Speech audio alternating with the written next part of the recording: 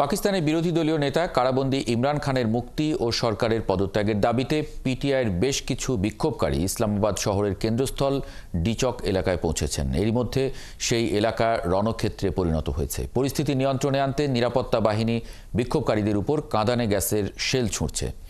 বুধবার রাওয়ালপিন্ডিতে বন্ধ রয়েছে সব শিক্ষা প্রতিষ্ঠান। আরও জানাচ্ছেন মাহফুজুর রহমান। পিটিআই নেতা ইমরান খানের মুক্তির দাবিতে বিক্ষোভে উত্তাল পাকিস্তান। ইমরান সমর্থকদের বাধা দিতে সড়কের প্রতিবন্ধক হিসেবে রাখা হয়েছে কন্টেইনার। বিক্ষোভকারীরা সেগুলোর উপরেই উঠে বসেছেন। আবার সেনা সদস্যদেরও একটি কন্টেইনারের উপরে দাঁড়িয়ে থাকতে দেখা গেছে। এরপরও সব বাধা পেরিয়ে দলে দলে পিটিআই সমর্থকরা রাজধানী ইসলামাবাদের ডিচকে পৌঁছেছেন। ইসলামাবাদ 0 পয়েন্ট এলাকায় পুলিশ ও পিটিআই কর্মীদের মধ্যে দফায় দফায় সংঘর্ষ হয়েছে। গুরুত্বপূর্ণ সরকারি ভবনগুলোতে রেঞ্জার্স মোতায়েন করা হয়েছে। সেনা সদস্যরা ডিচকের আশপাশে অবস্থান নিয়েছেন। টিয়ার গ্যাসের কারণে আপপাড়া চকে ব্যবসা বন্ধ হয়ে গেছে। পরিস্থিতি নিয়ন্ত্রণে রাওয়ালপিন্ডি থেকে অতিরিক্ত 1000 পুলিশ সদস্যকে ইসলামাবাদে পাঠানো হয়েছে। পিটিআইয়ের দাবি, পুলিশের গুলিতে 3 জন নিহত ও বেশ কয়েকজন আহত হয়েছেন।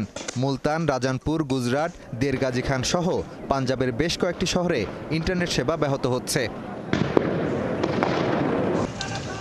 এরপরও ইমরানকে ছাড়া ডিচক ত্যাগ করবেন না বলে ঘোষণা দিয়েছেন তার স্ত্রী বুশরা বিবি। পিটিআই বলছে, দাবি পূরণ না হওয়া পর্যন্ত তারা পার্লামেন্টের বাইরেই অবস্থান করবেন।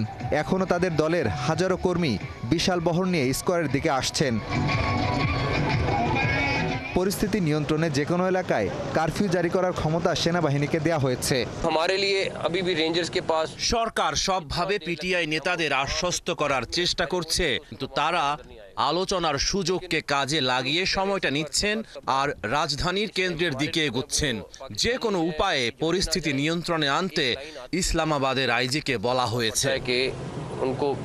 এদিকে তথ্যমন্ত্রী আতাউল্লাহ তারার বলেছেন, ইমরান খানের স্ত্রী বুশরা বিবির উদ্দেশ্যই মানুষ হত্যা করা। বিক্ষোভকারীদের অনেককে দেয়া হয়েছে অর্থ। মানুষকে এখানে খুঁটি হিসেবে ব্যবহার করা হচ্ছে বলেও দাবি করেন তিনি। মাহফুজুর রহমান, ৭১।